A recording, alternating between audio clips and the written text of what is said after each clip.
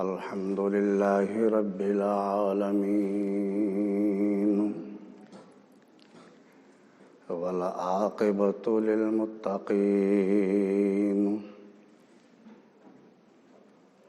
الصلاة والسلام على رسوله رحمة للعالمين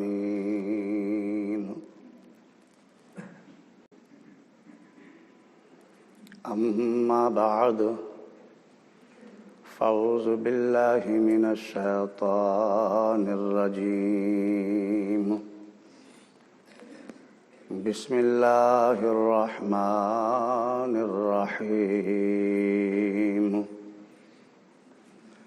لقد جاءكم رسول من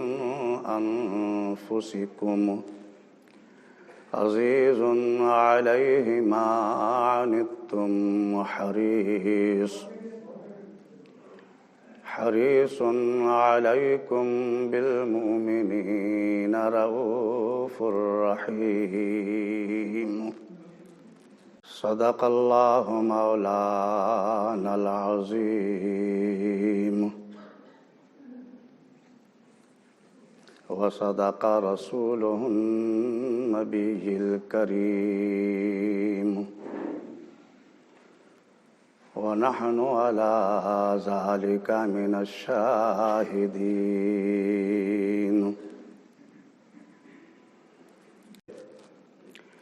السلام علیکم ورحمۃ اللہ وبرکاتہ.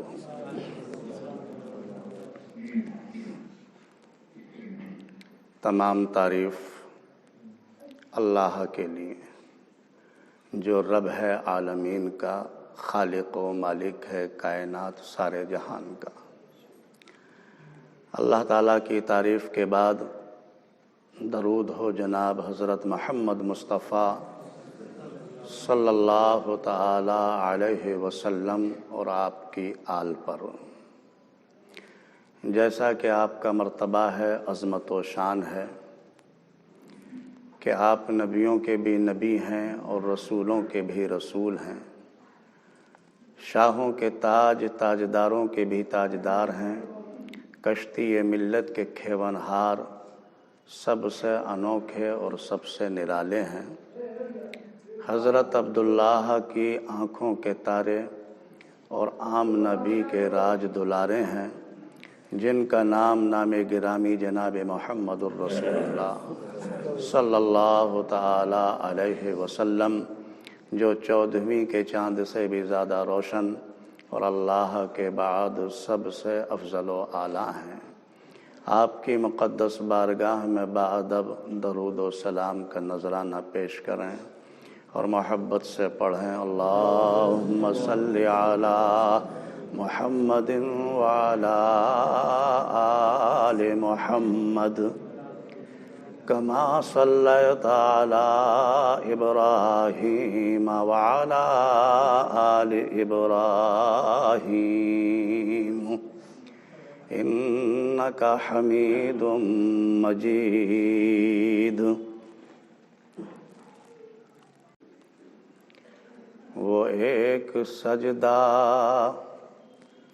جس پہ ہزاروں دل تڑپتے ہیں، وہ ایک سجدہ جس پہ ہزاروں دل تڑپتے ہیں، اور کسی کا عمر بھر رونا یوں ہی بیکار جاتا ہے.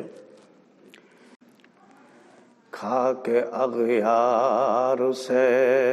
پتھر وہ دعا دیتے ہیں، کھا کے اغیار سے پتھر وہ دعا دیتے ہیں، اور رحمت عام کا پیغام سنا دیتے ہیں. کہ اغیار کے پتھر وہ دعا دیتے ہیں، اور رحمت عام کا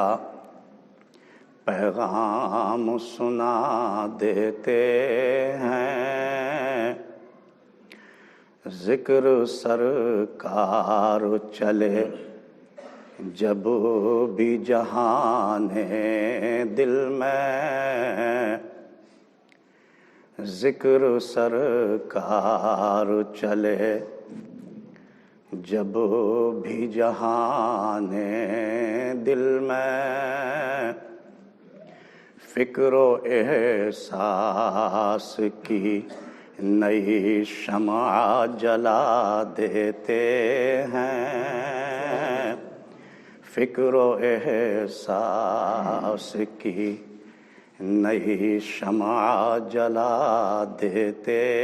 ہیں۔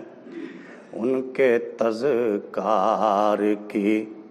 خوشبو سے مہکتا ہے جہاں، ان کے تذکار کی خوشبو سے مہکتا ہے جہاں، جلتے لمحوں کو جو گلزار بنا دیتے ہیں، جلتے لمحوں کو جو گلزار بنا دیتے ہیں، کھا کے اغیار سے پتھر وہ دعا دیتے ہیں، رحمت عام کا پیغام سنا دیتے ہیں۔ ہاں پیارے اسلامی بھائیوں، یہ ترجمہ ہے اس نبی رحمت کا، یہ ترجمہ ہے اللہ کے پیارے محبوب کا، یہ ترجمہ ہے محسن انسانیت کا، یہ ترجمہ ہے امت کے غمخوار کا، کہ جو گالیاں سن کر بھی دعائیں دیتا ہو۔ یہ ترجمہ ہے اس رسول کا جو بھوکے رہ کر بھی اوروں کو کھلا دیتا ہے۔ یہ ترجمہ ہے اس رسول کا جو پتھر کھانے کے بعد بھی ان کے لیے دعائیں دیتا ہے۔ ذرا دیکھو اللہ کے پیارے محبوب جب اللہ کے دین کی دعوت کے لیے طائف گئے، چاہا کہ لوگوں کو بتائیں کہ اللہ ایک ہے اور وہی عبادت کے لائق ہے، یہ فکر لے کر گئے ہیں،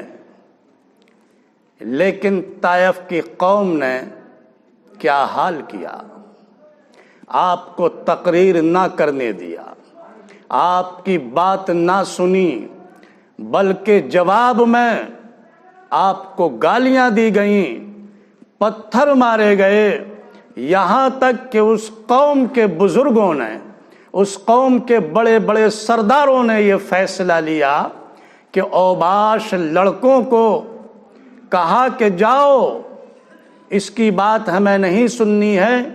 اس کے اوپر پتھر برساؤ اور مارتے مارتے گالیاں دیتے دیتے اسے باہر نکال دو۔ قوم کے سرداروں کا حکم تھا۔ اوباش لڑکے ہاتھوں میں پتھر لے کر اللہ کے پیارے محبوب پر پھینکتے ہیں، آپ کو مارتے ہیں اور گالیاں دیتے چلے جاتے ہیں،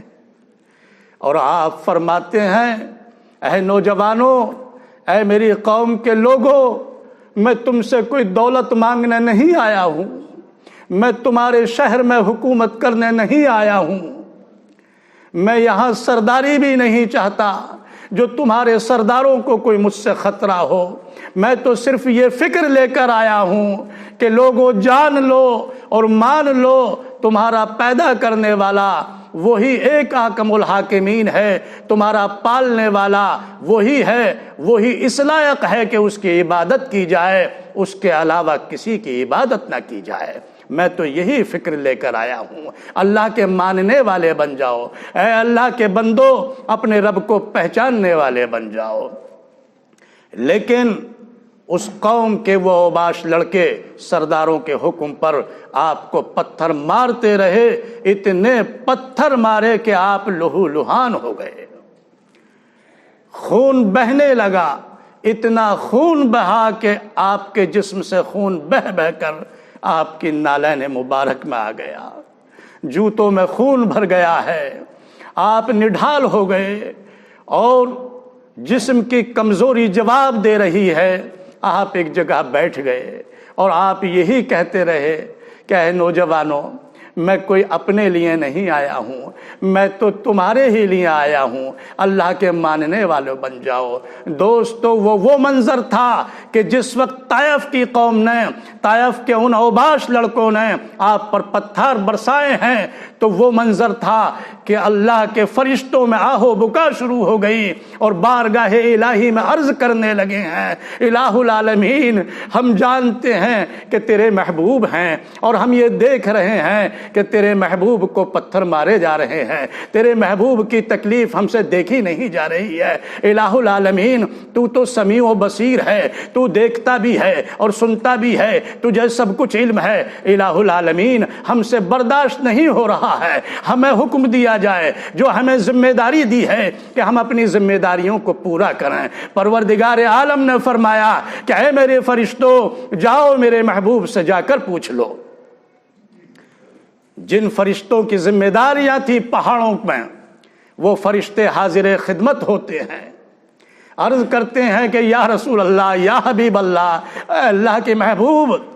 آپ پر ہم قربان جائیں، اللہ نے ہمیں اجازت دی ہے، اللہ ہی کے حکم سے آپ کی خدمت میں ہم حاضر ہوئے ہیں۔ یا رسول اللہ، آپ ذرا اپنی زبان مبارک سے کہہ دیجئے، آپ اگر چاہیں تو ہم ان پہاڑوں کو اس قوم کے اوپر گرا دیں، ان پہاڑوں سے اس قوم کو کچل ڈالیں، ان کو نیست و نابود کر دیں کہ آنے والا زمانہ بھی اس بات کو یاد رکھے۔ لیکن دوستو ذرا غور تو کرو، یہ وہ موقع تھا کہ رسول اللہ کو پتھروں سے مارا گیا ہے، میرے نبی کو گالیاں دی گئی ہیں، آپ کو اتنی تکلیف پہنچائی گئی ہے کہ کسی سے بھی برداشت ہونا مشکل کی بات ہے، برداشت نہیں کر سکتا ہے۔ اور ایسے موقع پر انتقام کا جوش عروج پر ہوا کرتا ہے، ایسے موقع پر بدلہ لینے کے لیے بڑا شدت سے جذبہ پیدا ہوتا ہے، لیکن رسول رحمت اس موقع پر بھی آپ فرما رہے ہیں تو یہ فرما رہے ہیں کہ اے فرشتے، میں یہ نہیں چاہتا، اے اللہ کے فرشتوں میں یہ نہیں چاہتا، بلکہ میں تو اپنے رب سے یہ مانگ رہا ہوں کہ الہ العالمین اگر تو چاہتا ہے تو ان کو تکلیف نہ دے، ان کو ہدایت دے دے۔ الہ العالمین اگر تو چاہے تو ان کو صراط مستقیم پر گامزن فرما دے۔ الہ العالمین میں نہیں چاہتا کہ ان کو کوئی دکھ درد پہنچے، میں تو یہی چاہتا ہوں کہ ان کو ایمان سے مالا مال فرما دے۔ اور آپ فرماتے ہیں، آپ عرض کرتے ہیں، اے الہ العالمین تو سب کچھ جانتا ہے، اگر ان کے مقدر میں ایمان نہیں ہے تو میری ایک آرزو ہے کہ کم از کم ان کی نسلوں میں ایمان والی جماعت بنا دے۔ سوچو ذرا، نبی رحمت کو آپ مکہ میں ذرا دیکھیے، یہ وہی مکہ کی سرزمین ہے جس میں آپ کو رہنے نہیں دیا گیا ہے، آپ کی راہ میں کانٹے بچھائے گئے ہیں۔ وہ کون سا دکھ تھا جو حضور کو نہیں پہنچایا گیا ہے؟ سجدے کی حالت میں اگر آپ ہیں تو مرے ہوئے جانوروں کی اوجھڑیوں کو لا کر پشت پر رکھ دیا ہے، ہر طرح کی تکلیف میرے رسول کو پہنچائی ہے، یہاں تک کہ آپ کو مکہ چھوڑنا پڑا ہے، ہجرت کرنی پڑی ہے، لیکن پروردگار عالم نے اپنے نبی کو کامیاب فرمایا اور ایسا فاتح بنا کر مکے میں داخل کیا۔ جب آپ فاتح بن کر مکے میں داخل ہوتے ہیں تو ہوا تو یہ کرتا ہے کہ انتقام لیتے ہیں۔ بڑے بڑے حکمراں جب کہیں داخل ہوتے ہیں، فتح حاصل کرتے ہیں تو وہاں کی قوم کو تہہ वाला कर देते हैं, नेस्तो नाबूद करने का इरादा रखते हैं, हर तरह का जुल्म ढाते हैं। लेकिन रहमत वाले नबी को देखिए, उस वक्त आपके सहाबा भी जोश में हैं और सहाबा की आवाज़ें निकल रही हैं कि आज का दिन बदला लेने का दिन है, आज का दिन वो तमाम हिसाब चुकाने का दिन है जो इन जालिमों ने हमें तकलीफ पहुंचाई हैं। लेकिन अल्लाह के रसूल हुजूर रहमतुल लिल आलमीन फरमा रहे हैं कि नहीं नहीं, आज का दिन इन्हें माफ करने का दिन है, आज का दिन इनके साथ अच्छा सलूक करने का दिन है, आज इनको माफ किया जाएगा। और आपने उन तमाम को माफ फरमा दिया है। मेरे प्यारे दोस्तों, हमें नबी के नक्शे कदम पर चलना चाहिए।